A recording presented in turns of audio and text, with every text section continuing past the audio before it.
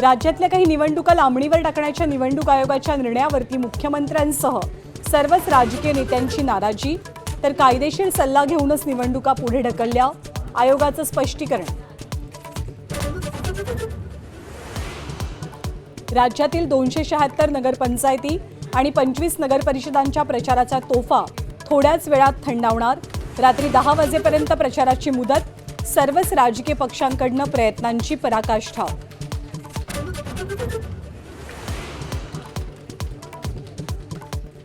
सांगोल्यातील शिंदेंचे माजी आमदार शहाजी बापू पाटलांच्या कार्यालयांवरती धाडसत्र, हळवे शहाजी बापू पाटलांचे जयकुमार गोरे आणि दीपक साळुंखेंवरती निशाणा, तर मुख्यमंत्र्यांना दिली क्लीन चिट।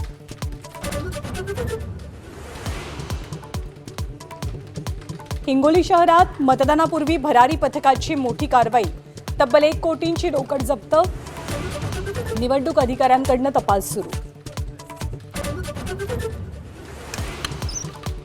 एकनाथ शिंदेंसोबतच अजित पवारांचे आमदारही ऑपरेशन लोटसमुळे भाजपच्या गळाला लागणार, विरोधकांचे खळबळजनक आरोप, तर आरोप उत्तर देण्यालायक नाहीत, फडणवीसांकडून राऊत आणि पटोलेंची खिल्ली।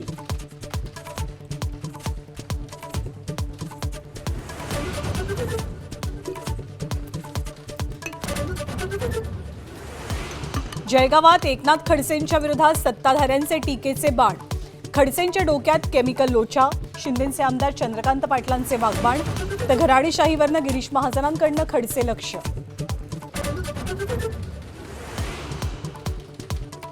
सिंधुदुर्गात निलेश विरुद्ध नितेश सामन्यात मुख्यमंत्र्यांची सावध भूमिका, आपण सत्याच्या बाजूने म्हणत मुख्यमंत्र्यांची स्पष्टोक्ती, तर निलेश राणे आरोपांवर ठाम, भावांची लढाई नसल्याचं नितेश राणेंकडून स्पष्ट।